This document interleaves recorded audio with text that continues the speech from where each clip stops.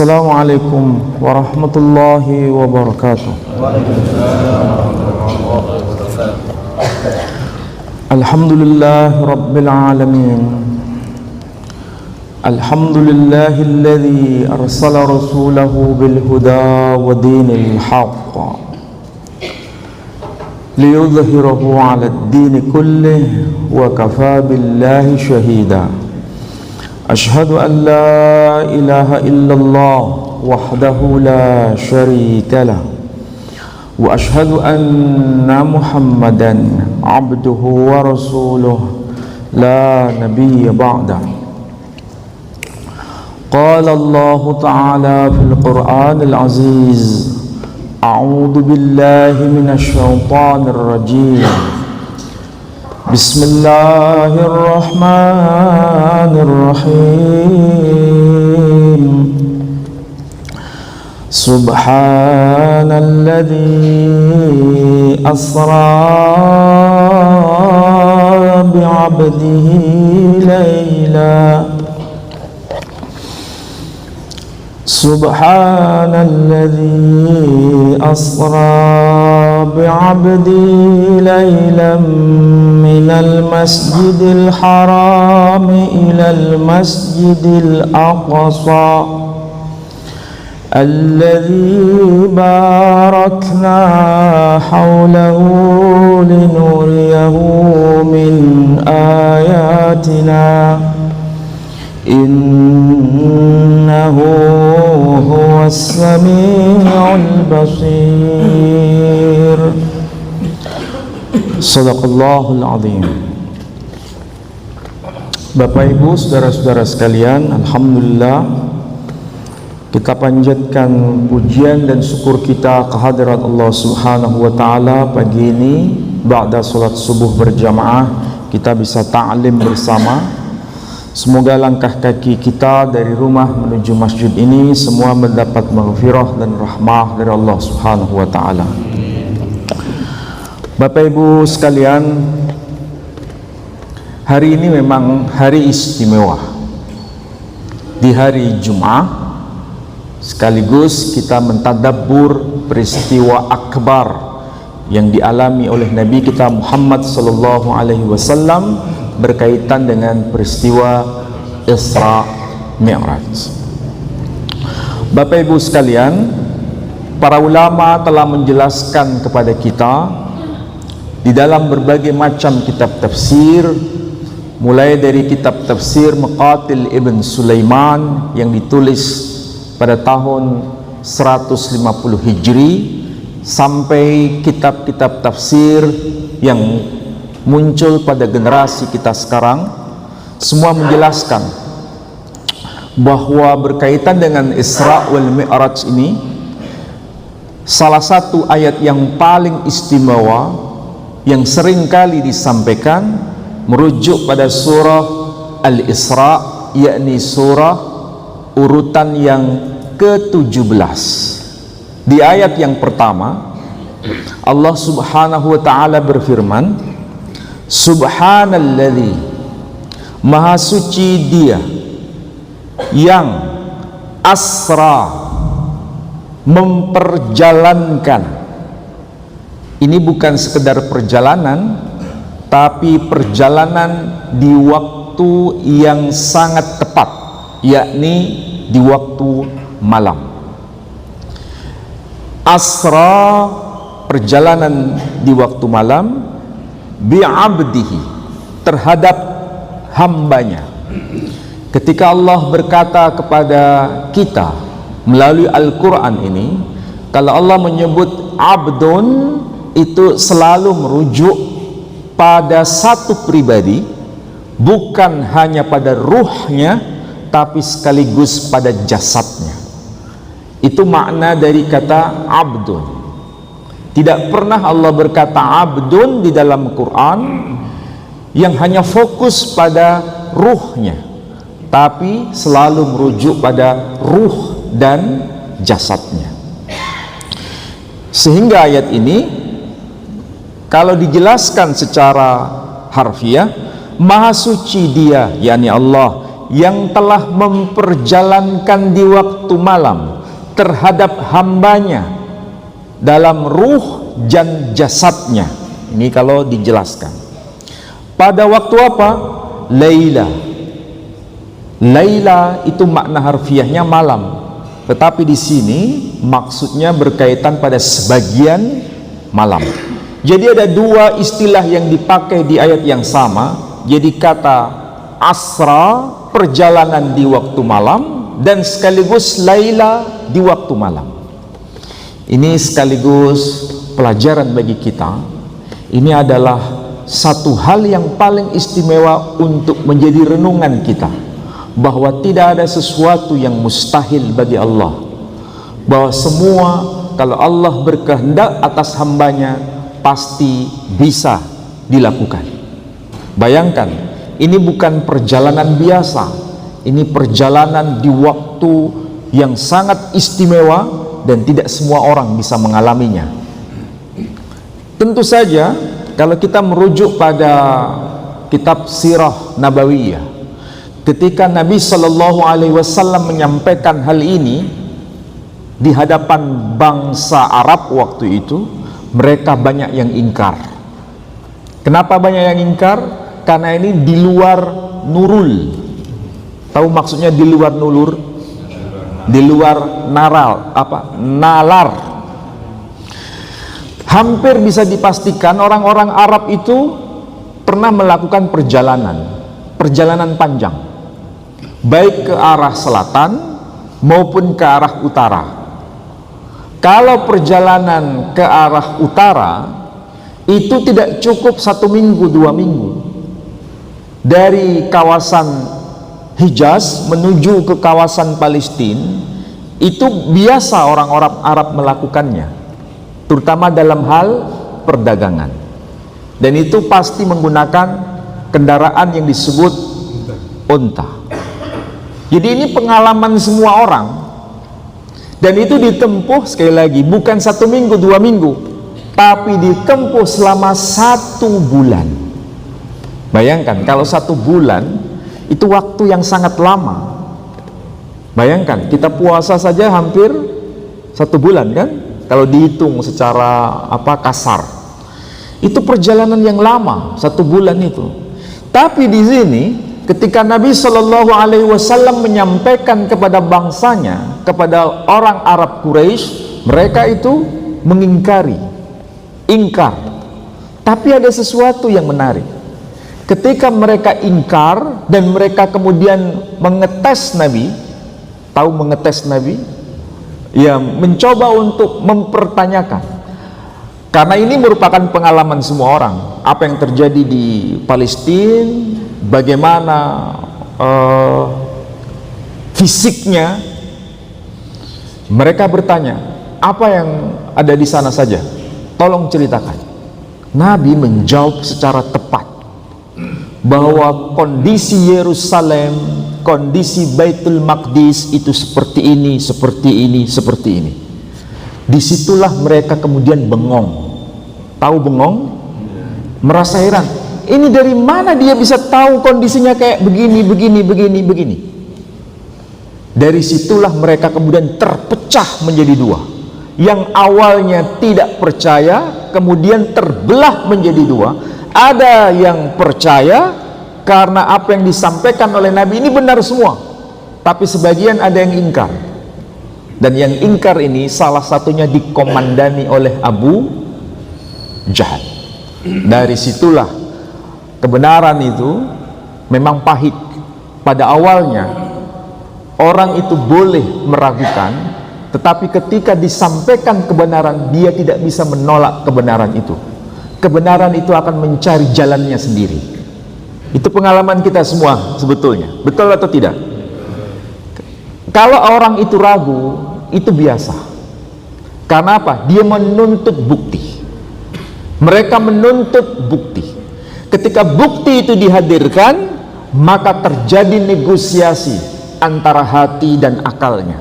Di saat terjadi negosiasi itulah maka kebenaran itu mencari jalannya. Dan itulah pengalaman orang-orang yang beriman. salah satu figur, ya, figur yang biasanya disampaikan oleh para guru kita, yang pertama membenarkan apa yang disampaikan oleh Nabi kita Muhammad sallallahu alaihi wasallam, dialah orang yang bernama Abu Bakar, sehingga dijuluki dengan sebutan As-Siddiq. Di saat itulah kenapa gelar As-Siddiq itu melekat kepada khalifah yang bernama Abu Bakar As-Siddiq, karena dia yang membenarkan apa yang disampaikan oleh Nabi Muhammad sallallahu alaihi wasallam. Nah, Bapak Ibu sekalian, Allah sengaja menyampaikan ini, dan itulah pesan, dan Allah memberikan tanda dari mana menuju kemana perjalanan istimewa itu, yakni di ayat ini disebutkan minal masjidil harami ilal masjidil. Nah, di sini pelajaran, seringkali orang salah paham apa yang dimaksud dengan al-masjidil haram ketika Al-Quran ini diturunkan. Apakah yang dibayangkan al-masjidil haram itu bangunan yang sekarang ini begitu luasnya, atau hanya Ka'bahnya doang? Kalau saya sebut Ka'bah, tahu ya, ya yang ada di tengah-tengah itu, yang diselimuti dengan kelambu hitam itu. Apakah yang dimaksud Al-Masjidil Haram itu hanya Ka'bahnya doang, atau keseluruhan kompleks yang sekarang kita lihat? Inilah biasanya orang yang salah paham. Menurut Al-Quran sendiri dan fakta sejarah membuktikan, ketika Al-Quran diturunkan, ketika bangsa Arab waktu itu mendengar apa yang disampaikan oleh Nabi melalui Al-Quran, mereka tahu persis bahwa yang dimaksud Al-Masjidil Haram itu adalah Ka'bahnya doang, bukan komplek yang sekarang kita lihat, apalagi ada AC-nya. Waktu itu nggak ada sama sekali. Jadi bangunan yang ada di sekitar Ka'bah itu dulunya tidak ada.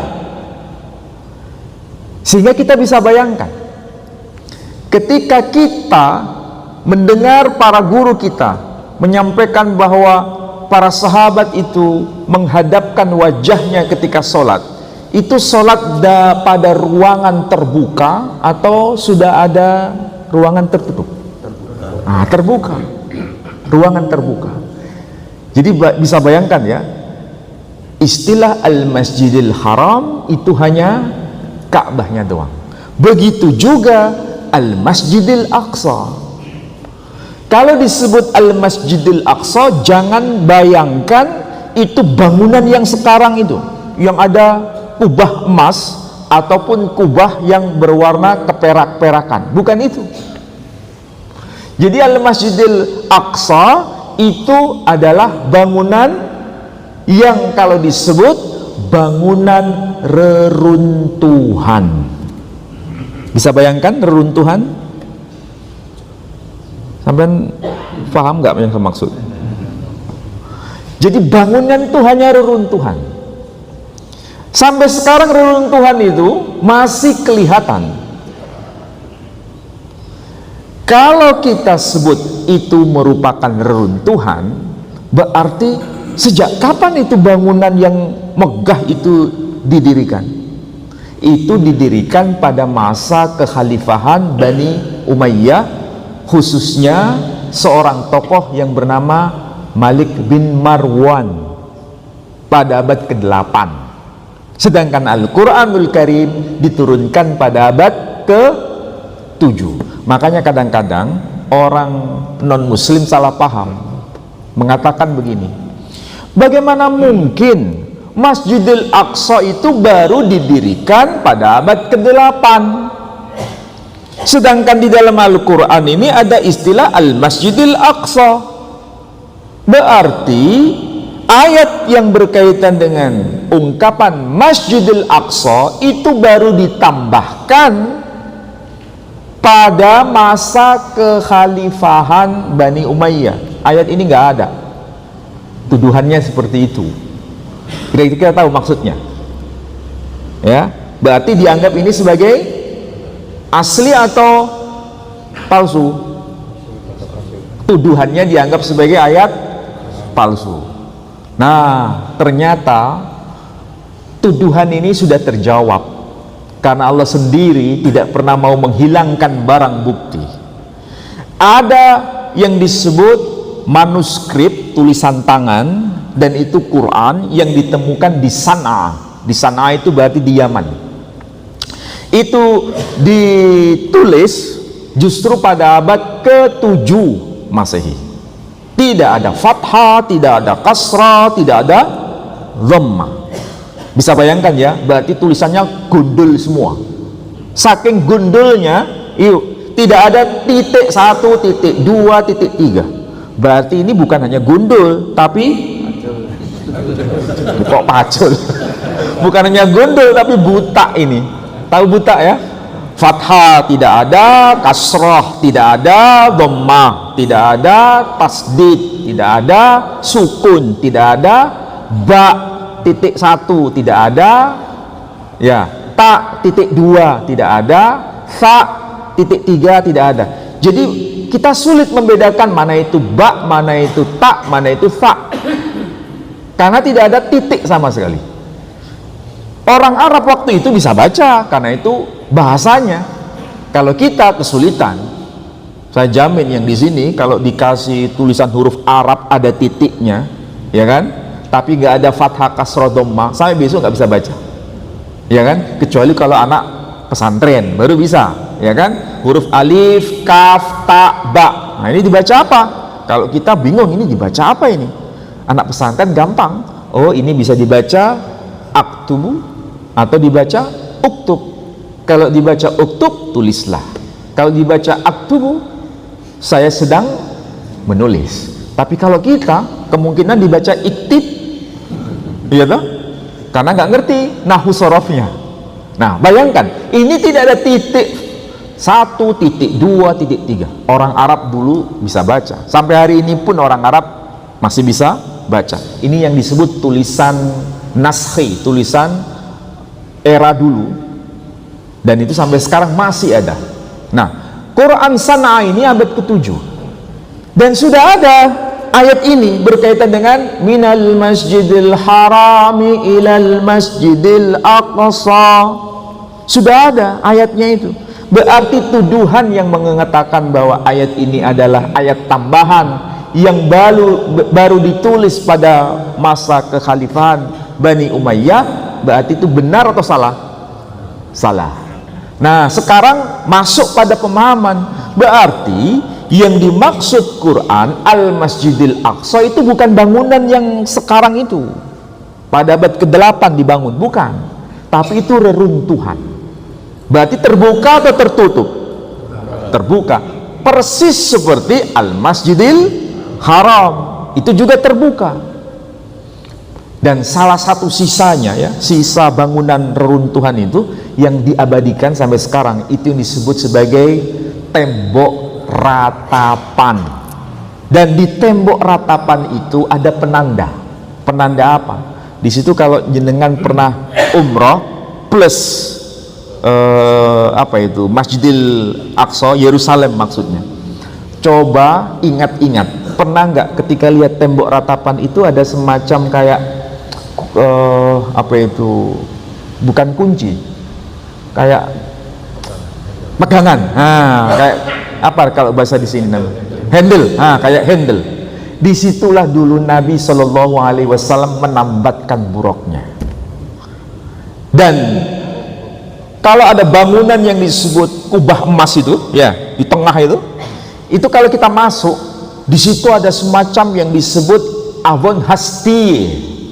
Itu bahasa Ibraninya, avon hasti. Kalau kita itu sama dengan batu pondasi. Kalau diterjemahkan, batu pondasi. Apa maksudnya? Karena disitulah Nabi Shallallahu Alaihi Wasallam sebelum Mi'raj itu di atas batu itu, baru kemudian Mi'raj. Makanya kalau jenengan lihat batu besar bongkahan itu, di bawah itu banyak orang sholat. Aneh. Kenapa banyak orang sholat di bawah? Karena batu itu ya menurut riwayat yang muktabar, itu ketika dijadikan pijakan oleh Nabi SAW, batu itu mau ngikut, sehingga batu itu sampai hari ini posisinya itu tidak naik juga tidak turun. Jadi kayak semacam apa, ngambang, tidak ada penyangganya itu batu, dan di bawahnya banyak orang sholat di bawah itu. Wallahu alam kenapa begini. Sekali lagi, Allah tidak mau menghilangkan barang bukti, dan ini merupakan batu pijakan Nabi Shallallahu Alaihi Wasallam. Itulah sebabnya menjadi rebutan, karena batu itu juga menjadi tempat dulu letaknya tabut. Apa itu tabut? Tempat arah sholatnya kaum Yahudi. Sampai sekarang orang Yahudi itu kalau sholat tetap menghadap ke arah batu itu. Kalau kita menghadap ke Ka'bah, orang-orang Yahudi menghadap ke yang disebut Avon Hastiye itu, karena tabutnya sudah nggak ada. Dan kenapa kok sampai hancur? Ini sekali lagi barang bukti. Nabi Isa alaihissalam di dalam kitab saudara kita kaum Kristiani, bangunan waktu itu sangat begitu megah, dan hancurnya itu kita bisa lihat dahsyat luar biasa, karena dihancurkan oleh Kaisar Titus waktu itu tahun 73 Masehi. Dan Nabi Isa alaihissalam menurut apa yang tertulis dalam kitab Injilnya saudara kita kaum Kristiani, kalau bahasa Indonesianya begini: Yerusalem, Yerusalem, Yerusalem, aku rindu menghimpun kalian semua seperti induk ayam menghimpun anak-anaknya, tapi kalian tidak mau mendengar aku. Saksikanlah Yerusalem, Yerusalem, pada satu saatnya bangunan yang begitu megah ini tidak ada satupun batu bata yang tersusun rapi pada tempatnya, semua akan diluluh lantakkan. Itu sabda Nabi Isa alaihissalam sebelum dia Mi'raj. Tahu maksudnya? Nabi Isa itu juga Mi'raj. Mi'rajnya Nabi Isa dengan Mi'rajnya Nabi kita itu beda. Kalau Mi'rajnya Nabi kita Muhammad sallallahu alaihi wasallam itu sudah kembali, sedangkan Mi'rajnya Nabi Isa belum kembali. Kapan kembali? Nanti. Jadi sama-sama Mi'raj kalau bahasa apa? Bahasa gampangnya. Dan hal ini menjadi penting karena antara Masjidil Haram dan Al-Masjidil Aqsa itu adalah dua tempat yang menjadi sakral dan saling terkait satu dengan yang lain. Nah, tadi saudara dan panjenengan semua sudah menyaksikan bagaimana apa yang disampaikan oleh Nabi Isa alaihissalam berkaitan dengan Baitul Maqdis. Jadi kesimpulannya, Kubah As-Sahra yang disebut batu karang itu atau batu pondasi itu pijakan dari Nabi kita Muhammad sallallahu alaihi wasallam. Pertanyaannya, apakah batu itu nanti suatu saat akan musnah? Kalaupun musnah nanti akan muncul hari kiamat. Tapi sampai hari ini batu itu berdiri kokoh dan itu menjadi penanda dari risalah Nabi kita Muhammad sallallahu alaihi wasallam. Bisa dipastikan semua nabi-nabi itu mengenal Avon Hastiye, batu pondasi ini. Makanya ketika Nabi sebelum Mi'raj, ketika Isra di kawasan Baitul Maqdis, kemudian dia memimpin sholat semua nabi-nabi di situ. Baru kemudian Nabi Mi'raj. Nah, ketika Mi'raj, apa yang menjadi oleh-olehnya Nabi? Yang menjadi oleh-olehnya Nabi adalah sholat. Nah, itulah sebabnya ini perhatian penting bagi Bapak Ibu sekalian. Sekali lagi, ini perhatian penting bagi kita semua, bahwa sholat itu adalah mi'rajnya kaum mukminin. Mi'rajnya, bukan mi'rajnya Nabi ya. Ini mi'rajnya kita. Mi'raj apa? Itu adalah koneksitas antara kita dengan Allah subhanahu wa ta'ala. Dan dari situlah kita bisa curhat kepada Allah Subhanahu wa ta'ala melalui sholat yang kita lakukan. Dan inilah yang diajarkan oleh para ulama-ulama kita, bahwa jadikan sholat ini sebagai mi'raj yang istimewa secara pribadi bagi kita semua. Jangan sekedar sholat itu hanya sekedar gugur kewajiban. Coba kita renungkan sekarang, selama ini kita sholat itu sekedar gugur kewajiban atau karena merasa itu kebutuhan nikmat kita berkomunikasi dengan Allah? Kalau ini menjadi tanda ya, kalau menjadi tanda orang sering sholat tetapi tidak mengubah cara hidupnya dari hari ke hari, berarti sholatnya itu adalah sholat sekedar gugur kewajiban. Tapi kalau sholatnya itu membekas sampai mengubah perilaku hidupnya, setiap hari berubah dengan melalui sholat itu, ini tanda bahwa sholatnya bukan sekedar gugur kewajiban, tapi komunikasi terbaik. Makanya kadang-kadang ini kita keliru bila mengajarkan kepada anak-anak kita yang masih kecil itu menjadikan sholat itu sebagai bahan untuk menakut-nakuti dengan neraka. Justru seharusnya mulai awal itu jangan ditanamkan neraka. Kalau kamu nggak sholat neraka, kalau kamu nggak sholat neraka. Itu menjadi beban. Nanti kalau dewasa dia tidak merasakan komunikasi rahman rahimnya Allah. Justru yang pertama itu dididik adalah menanamkan komunikasi dengan Allah Subhanahu wa ta'ala melalui sholat kepada anak-anak yang masih muda-muda itu. Bukan kita mengajarkan kepada mereka sekedar sholat biasa, tapi sholat yang betul-betul memberikan penyadaran. Makanya aneh kalau kita sholatnya rajin, ya sholatnya betul-betul lengkap, tetapi tidak sanggup mengubah perilaku. Ini pengajaran moral sebetulnya. Tapi sekaligus pengajaran moral ini penting juga memahami ayat yang termaktub dalam Quran. Ini ada aspek historisnya, ada fakta historisnya. Dan kita tahu Al-Masjidil Haram itu dibangun pertama kali oleh siapa?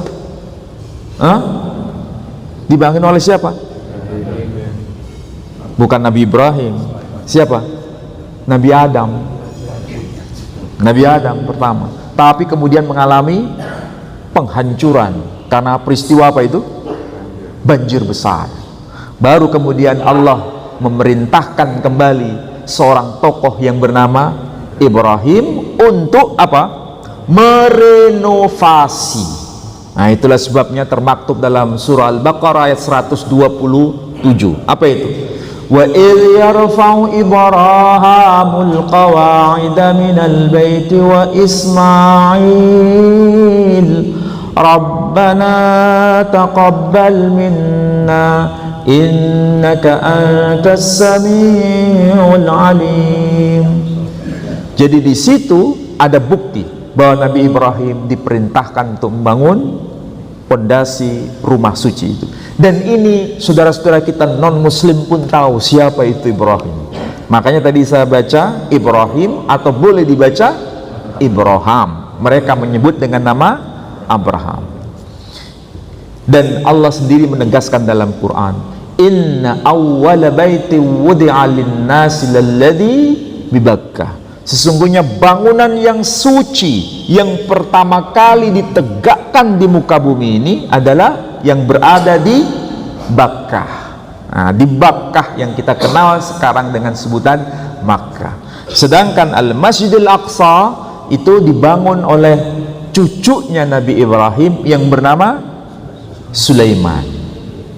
Jadi ini dua bangunan suci yang sama-sama menjadi bukti kehadiran Allah di muka bumi, dalam tanda kutip ya, kehadiran Allah di muka bumi.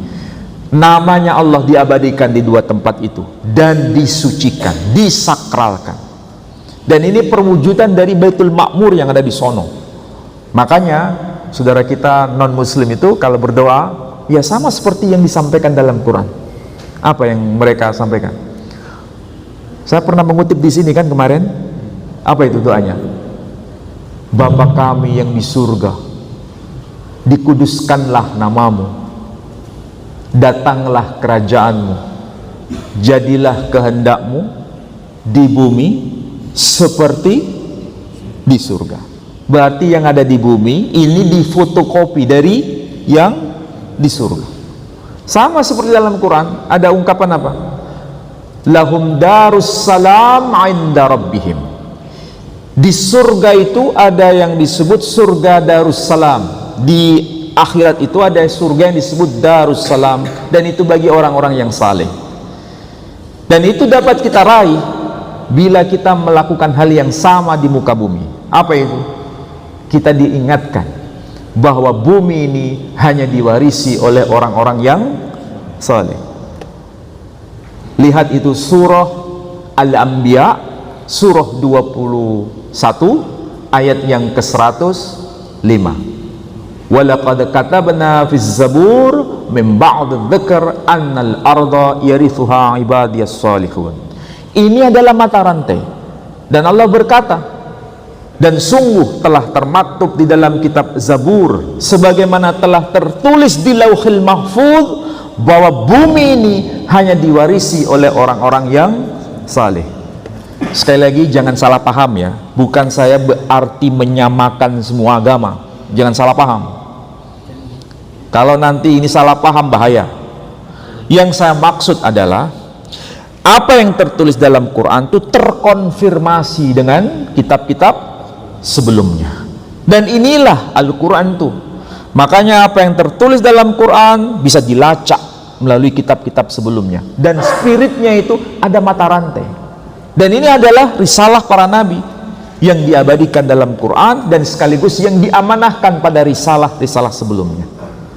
Makanya tidak salah kalau jenengan kemarin paham apa yang saya sampaikan. Kenapa Sayyidah Maria Al-Qibtiyah begitu beriman kepada Nabi kita Muhammad sallallahu alaihi wasallam?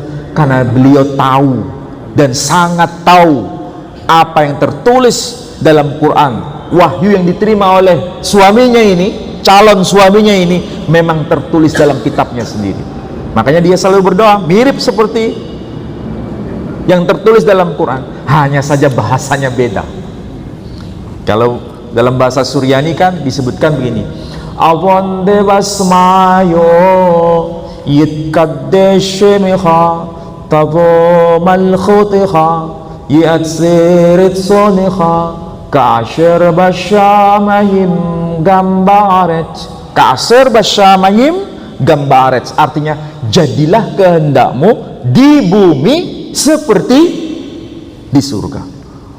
Makanya kota di Palestina, nama kotanya disebut Yerusalem. Apa itu Yerusalem? Rumah damai sejahtera. Kalau dalam Quran sama dengan Darussalam. Itu surga. Diturunkan di bumi sebagai fotokopi. Makanya kesimpulan sederhana.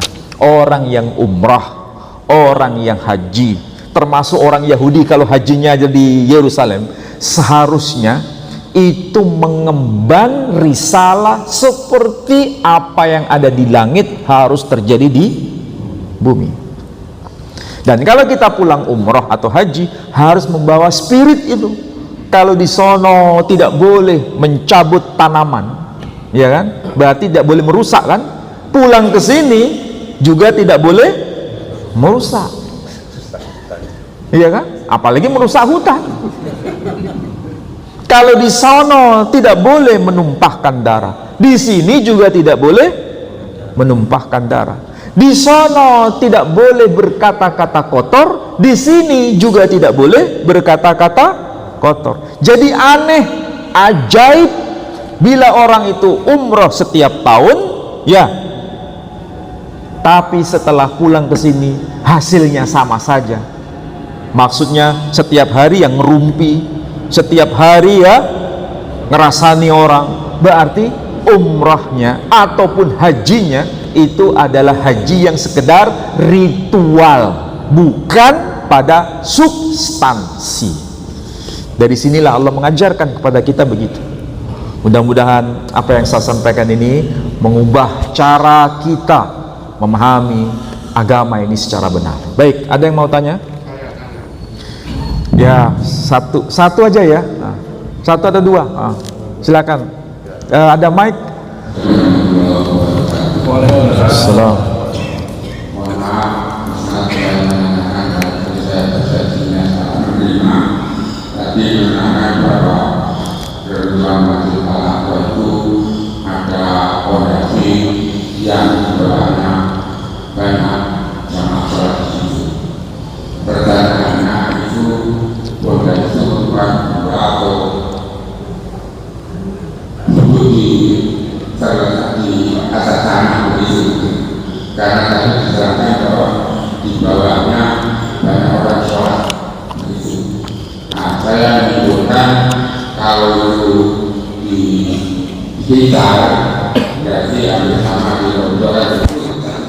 Kalau di Rodokan itu kan memang mendasar, kalau tadi diterangkan di bawah fondasi itu banyak sama sholat. Ini yang pertanyaan saya. Terima kasih Ustaz. Maaf kalau saya salah persepsi menerima penjelasan Ustaz. Assalamualaikum warahmatullahi wabarakatuh. Waalaikumsalam warahmatullahi wabarakatuh. Kalau menurut syariat, ya bicara syariat, mudah-mudahan saya nggak salah paham pertanyaan tadi. Kalau menurut syariat, ini tidak sama dengan raudhah. Kalau raudhah itu memang sudah ada penegasan dari Nabi Shallallahu Alaihi Wasallam, itu bagian dari taman-taman surga, sehingga orang banyak berebut di situ karena ada pernyataan langsung sharih dari Nabi Shallallahu Alaihi Wasallam. Nah, sementara mengenai yang batu karang itu atau batu pondasi atau bahasa Ibrani-nya disebut avon hastiye, itu hanya fakta bahwa Nabi pernah berpijak di batu itu, tapi Nabi tidak menjelaskan secara sharih, sholatlah dekat situ atau sholatlah di dekat batu itu. Tidak ada perintah, cuma orang itu mengambil apa? Mengambil momen saja, momen, oh ini toh dulu tempat Nabi berpijak, sehingga mereka sholat di situ. Kayak ada ruangan di situ, di bawah itu kayak ada ruangan. Nah, dimanfaatkan sebagai tempat sholat. Jadi, kalaupun ada yang sholat di situ, itu ya tidak masalah. Tidak sholat di situ juga tidak masalah. Tidak ada syariatnya, ya, tidak ada syariatnya. Cuma kalau sholat di situ, sholat di bawah itu, ya tetap menghadapnya ke Ka'bah, bukan menghadap ke situ. Jadi itu hanya tempat saja, bukan disyariatkan. Ya, jangan kemudian disimpulkan begini, kalau tidak sholat di situ, wah ini nggak afdal. Nah, ini sudah menambah-nambah syariat. Ya, intinya di situ. Okay? Nah, mudah-mudahan semakin memperjelas. Inilah fungsinya kalau ada yang tanya, nah, sehingga tidak salah apa persepsi. Yang penting kita tahu, oh itu dulu tempat Nabi berpijak, dan ini bukti yang tidak bisa dihilangkan. Tadi ada yang belakang ya, yang tanya tadi. Ini adalah rangkaian Nabi Muhammad SAW dipulangkan dari kota ke atas. Nabi Muhammad diperintahkan untuk menyempurnakan itu saya tahu. Apakah Nabi-Nabi sebelumnya itu pelaksanaan sholatnya bagaimana? Aku harus di potensi sebelumnya apa belum sempurna atau bagaimana? Sehingga di situ juga ada rangkaian, bahkan yang saya tahu itu terjadi tahun-tahun, karena kita sudah itu awalnya kurang lebih 50 waktu, dan kalau saya dengan berita kamu nggak mampu melakukan sehingga perintah sunnahnya lima. Seperti yang saya tahu. Itu bagaimana? Terima kasih. Waalaikumsalam warahmatullahi wabarakatuh. Saya jawab singkat padat begini. Nabi-nabi mulai dari Nabi Adam sampai Nabi kita Muhammad sallallahu alaihi wasallam, mereka semua mengajarkan solat. Mengajarkan solat. Tapi ingat, harus hati-hati. Istilah solat itu adalah bahasa Arab. As-salatu khairum minan naum, hayya 'alas shalah. As-salah itu bahasa Arab, ya. Tapi bagaimana caranya para nabi sebelumnya itu menjalankan solat? Tentu saja caranya tidak sama seperti Nabi kita Muhammad sallallahu alaihi wasallam. Ada sesuatu yang mirip tetapi tidak identik. Kalau kita mulai dari takbiratul ihram sampai salam, bacaannya ini. Kalau nabi-nabi sebelumnya tidak ada sistem paket seperti itu. Contoh ini supaya gampang.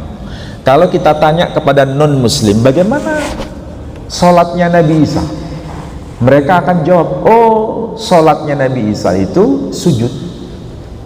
Makanya ketika di Taman Getsemani beliau sujud ke arah Baitul Maqdis, dan itu beliau sujud ya sama sujudnya seperti kita, tapi tidak ada sistem paket.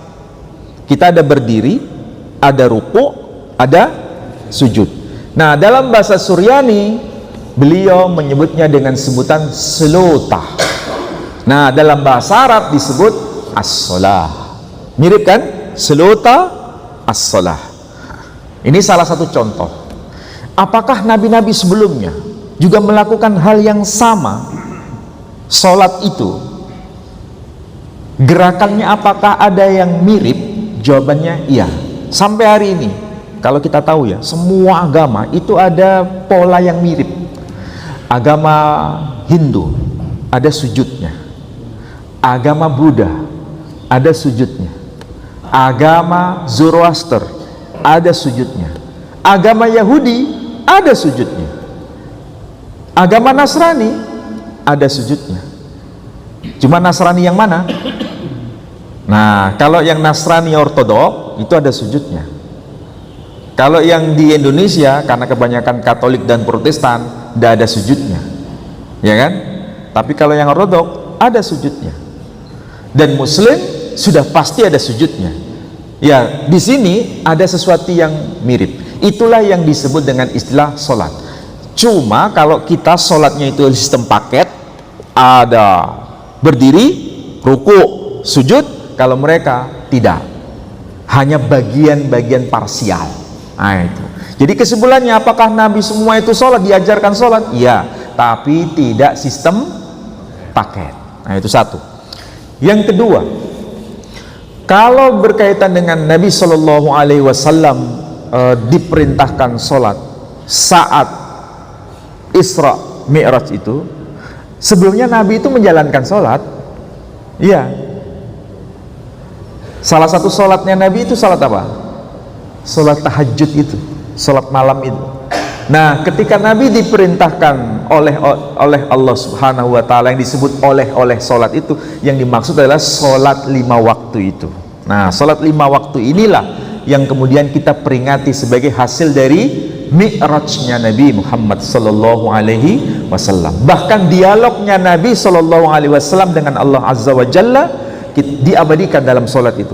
Assalamu alayka ayyuhan nabi wa rahmatullahi wabarakatuh. Itu adalah momen saat terjadi komunikasi antara Allah dengan Nabi Sallallahu Alaihi Wasallam dan diabadikan dalam sholat kita. Jadi intinya itu ya. Nah, mengenai tawar-menawar itu, karena memang itu bukan Nabi Ibrahim yang diajak ngobrol oleh Nabi kita, tapi siapa? Nabi Musa. Nabi Musa. Jadi Nabi Musa itu juga menjalankan tefilah atau sholat. Nah, jenengan tahu sholatnya orang Yahudi apa? Tahu? Mereka itu ada ekama. Ekama itu ya berdiri. hanya berdiri saja. Tapi juga ada boleh raka. Apa itu raka? Kalau kita apa? Ruku. Kalau kita ada sujud, mereka menyebut histahaba, sujud. Tetapi bacanya tidak sama seperti kita. Makanya ada istilah bacanya itu begini: Sema Israel Adonai Eloheinu Adonai Echad. Dengarlah wahai orang-orang Israel, Allah Tuhan kita, Allah itu Esa. Ini kalau bahasa kita ya, ini sama dengan apa ini? Dalam sholat itu Ashhadu an la ilaha illallah, ya kan? Nah, mirip dengan itu. Kemudian ada tambahan begini: Elohe Avotenu, Elohe Abraham, Elohe Yitzhak, Elohe Yakub. Tuhannya bapak-bapak kami, maksudnya Tuhannya leluhur kami, yakni Tuhannya Ibrahim, Tuhannya Ishak, Tuhannya Yakub.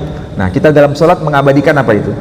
Allahumma salli ala Muhammad wa ali Muhammad kama sallaita ala Ibrahim wa ali Ibrahim. Ada kemiripan di sini.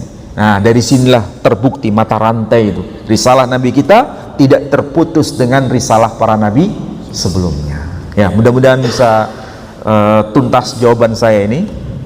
Saya mohon maaf, mohon doa panjenengan. Saya sebentar lagi juga akan berangkat ke Cirebon. Mudah-mudahan selamat sampai tujuan. Oh, ada tanya lagi.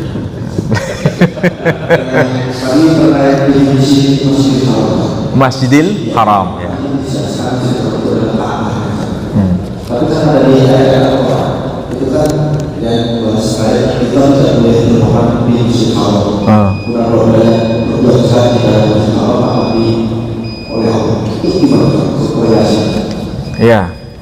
Jadi kalau kita di dalam Al-Quran diberi informasi Masjidil Haram, itu maksudnya hanya Ka'bahnya doang. Kalau disebut Masjidil Haram itu Ka'bahnya doang, berarti yang di luar Ka'bah itu masih terbuka. Oke? Itu satu. Yang kedua, di dalam Al-Quran kita memang dilarang untuk berbuat sesuatu yang negatif di kawasan haram, ya, di kawasan haram. Berarti di kawasan itu kita tidak boleh melakukan apa-apa yang sifatnya rafas, apapun ya yang kaitannya dengan kejahatan, sampai-sampai mencabut di kawasan itu tidak diperkenankan. Dan itulah yang diabadikan dalam Al-Quran. Jadi maksudnya kawasan Al-Haram itu semua, tapi kalau Masjidil Haram hanya Ka'bahnya doang. Nah, itu maksudnya di dalam Al-Quran. Mudah-mudahan yang saya sampaikan ini bisa dipahami. Mohon maaf, saya harus menyudahi. Mudah-mudahan Allah mempertemukan kita kembali di bulan Ramadan, dan Allah membimbing kita sampai pada sesuatu yang sempurna dari hari demi hari. Saya tutup dengan doa penutup majelis. Subhanakallahumma wa bihamdika asyhadu an la ilaha illa anta astaghfiruka wa atubu ilaik. Assalamualaikum warahmatullahi wabarakatuh.